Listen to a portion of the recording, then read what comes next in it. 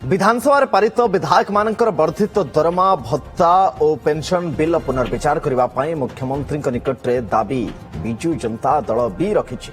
विधानसभा रे बिल को समर्थन करथिले भी जन असंतोष को देखि यार पुनर्विचार करने दाबी करुछु बोली बीजेडी तरफ कहा जायछि। विधानसभा रे गत 9 तारिख विधायक मानकर दरमा भत्ता और पेंशन को नहीं बिल पारित होछि। तेबे जनमत बिल विरोध में जाउछि। तेणु विरोधी दल नेता वर्धित दरमा नेबा पाई मुख्यमंत्री को चिठी लिखि मना भी कर देथिले। दलर सभापति निर्देश में बिल पुनर्विचार लगे आम मुख्यमंत्री निकट में दाबी रखुछु बोले आज बीजेडी पक्षर गोटे सांबादिक सम्मेलन में कहुଯାଇଛି। पूर्व विधायकों दरमा वृद्धि प्रसंग में मुख्यमंत्री को पुनः विचार पाई भारतीय जनता पार्टी विधायक माने जणाइथिले। जनमत विरुद्ध जाउछि। जेतेबेले ओडिशार जनमत से बिल विरुद्ध जाउछि, माननीय सभापति महोदय आमर पूर्वतन मुख्यमंत्री आमर प्रिय नेता नवीन पट्टनायक महोदय तांको दरमा तो से केबे नियंत नहीं। से मुख्यमंत्री हेला दिन राजनीतिक आसला दिन से दरमा दान कर दियंते। तांको दरमा तो से केबे नियंत नहीं राजनीतिक आसला दिन किंतु निर्देश क्रमे आमे आपण मान को जणाउछु जे आमे मध्य बिजु जनता दल तरफरु माननीय मुख्यमंत्री को अनुरोध करूछु ये जो विधायक पारित होइछि ये विधायक को पुनर्विचार करंतु एवं लोकमत जहाँ अछि लोकमत को सम्मान दियंतु। सीनियर रिपोर्टर जगदीश दास हम सहित फोन लाइन अच्छे। जगदीश कथा होछि भारतीय जनता पार्टी विधायक माने मध्य पुनर्विचार पाई प्रस्ताव मुख्यमंत्री को सामने रखिले। बिजु जनता दल तरफ मुख्यमंत्री को एक कथा कह जायछि जे आम दलर सभापति निर्देश क्रमे जेतु सी भी पूर्व मना तो कर देथिले किंतु समस्त तरफ एक कथार प्रस्ताव रखा जाउछि आपण पुनर्विचार करंतु कारण जनमत वर्तमान समय ए निष्पत्तिर विरोध रे जाउछि। किंतु कथा होछि जे समस्ते मिलिमिशि निष्पत्ति नैथिले एवं एबे आमे देखुछि जे जनक परे जणे जेहेतु जनमत विरोध रे जाउछि सेमाने मुख्यमंत्री को कहउछन जे मामला टिके पुनर्विचार करा जाउ। जेते दरमा बढ़िछि ताकू लोक माने ग्रहण करि पारु नाहंती। बिल्कुल जेहेतु जनप्रतिनिधि माने जो निष्पत्ति नेले एवं निजर दरमा को 3 गुणा बढ़ाइले ता परवर्ती पर्याय जनप्रतिनिधि एभली आभिमुख्य नहीं जनता जनार्दन वर्तमान गोटे अकल परिस्थिति सृष्टि करछन्ती। जन असंतोष देखा देइछि पूरा राज्य रे एवं विभिन्न बयस वर्गठू आरंभ करी विभिन्न श्रेणीर जो माने जनता रही सीधा सड़क प्रश्नवाची उठाई एवं ये प्रश्नवाची उठा स्वाभाविक सुनंदन।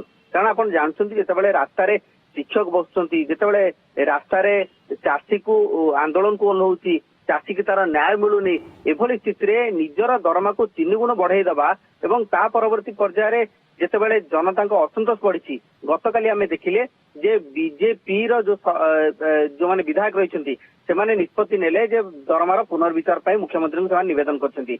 आज यदि देखिबा ताले विरोध दल प्रमुख विरोध दल बिजु जनता दल से मध्य सामाजिक सम्मेलन करुछन्ती एवं बिजु जनता दल बा विरोध दलर मुख्य सचेतक प्रमिला मल्लिक एवं उपमुख्य सचेतक प्रताप देव से मध्य उपस्थित रही गणमाध्यम को संबोधित जेतेबेले कले से समय कहले जे आमे मध्य जे नवीन पट्टनायक दलर सभापति रही विरोध दल नेता तांको निर्देश रे गणमाध्यम को ए सूचना दउछु जे आमे भी मुख्यमंत्री को निवेदन करुछु जे जो दरमा वृद्धि हेछि जन असंतोष देखा देउछि तार पुनर्विचार करा जाउ। अर्थात गोटिए पटे ई जो जनता जनार्दन को तंत्री जो कंटाटी अटकिला ताकू नहीं कि वर्तमान गोटे प्रकार कह जे चित्र स्पष्टता आने को चेष्टा करुछन्ती जे जेहेतु अहेतुक भाव में दरमा वृद्धि घटिला सारा देश में 1 नंबर गरीब राज्य किंतु जनता प्रतिनिधि जी से माने हेबे धनी मोटा अंकर दरमा नेबे एवं फोन बिल टेलीफोन बिल ता सहित बही किणा खर्च बाबद को 10,000 20,000 यही भाव में जितेबाला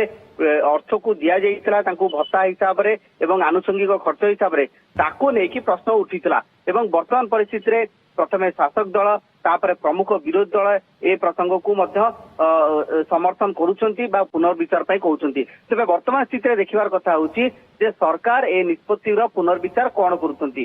दुईटी दिग रहिछि सुनंदन। गोटे कथा होउची जे याकू प्रत्याहार करिवे जहा पूर्वरु लागू रहितला से दरमा लागू हबो नचेत दरमा हारकू बा भत्ता हारकू कमे देई पारंती एवं जहा सूचना रहउची जे हुए तो भत्ता बा दरमा जोगुडिक रहिछि ताकू कमा जाई पारे एवं ए जो 3 गुणा अहेतुक वृद्धि घटितला सेथिरे किछि काटछाट मध्य करि पारंती ए निष्पत्ति निया जाई पारे। तेबे देखिबार कथा होउची दीटा जिंस जगदीश गोटे एक तो ये जो बिल टी पारित जहा हेतला ये वर्तमान जहा सूचना हम पाखे हस्तगत अछि जे राज्यपाल अनुमोदन पाई अपेक्षा अछि एबे भी এবং দ্বিতীয় কথা হচ্ছে যে কোন অধিবেশন মানে নেক্সট অধিবেশন যায় অপেক্ষা করা যাব না মঝিরে হি কোনসি নিষ্পত্তি আসি যাই পারে ଦେଖନ୍ତୁ ଏହା ମଝିରେ ହିଁ ନିଷ୍ପତ୍ତି ଆସିଯାଇପାରେ କୌଣସି ଅଧିବେଶନ ସେଭଳି ଭାବରେ ଆବଶ୍ୟକତା ଯଦିଓ ନାହିଁ ଯାହା ଗଣତାନ୍ତ୍ରିକ ବିଧି ବ୍ୟବସ୍ଥା ରହିଛି ହୁଏତ ଗୋଟେ ଅର୍ଡିନାନ୍ସ ମାଧ୍ୟମରେ ମଧ୍ୟ ଏହାକୁ ଅଣାଯାଇ ପାରିବ କିନ୍ତୁ ବର୍ତ୍ତମାନ ସମୟରେ ଦେଖିବାର କଥା ହଉଛି ଯେ ସରକାର ଯେହେତୁ ଗୋଟେ ଆଭିମୁଖ୍ୟ ଆଣୁଛନ୍ତି ଯେ ଏତେ ମାତ୍ରାରେ ଯେହେତୁ ଅହେତୁକ ବୃଦ୍ଧି ଘଟିଲା ଯାହାକୁ ନେଇକି ବର୍ତ୍ତମାନ ଜନ ଅସନ୍ତୋଷ ଦେଖାଯାଉଛି ରାଜ୍ୟ ସାରା ନୁହେଁ ଦେଶ ସାରା ମଧ୍ୟ ଏଭଳି ଅନେକ ପ୍ରଶ୍ନ ମଧ୍ୟ ଉଠୁଛି ତ ତା ପରବର୍ତ୍ତୀ ପର୍ଯ୍ୟାୟରେ ସରକାର କି ନିଷ୍ପତ୍ତି ରହୁଛନ୍ତି କଣ ପରିବର୍ତ୍ତନ ଆଣୁଛନ୍ତି ନା ସମ୍ପୂର୍ଣ୍ଣ ଭାବେ ଏହାକୁ ପ୍ରତ୍ୟାହାର କରୁଛନ୍ତି ତା ଉପରେ ନଜର ରହିବ। ବହୁତ ଧନ୍ୟବାଦ ଜଗଦୀଶ तमाम सूचना सिनियर रिपोर्टर जगदीश दास दर्शक बंधु आम सहित फोन लाइन बहुत धन्यवाद।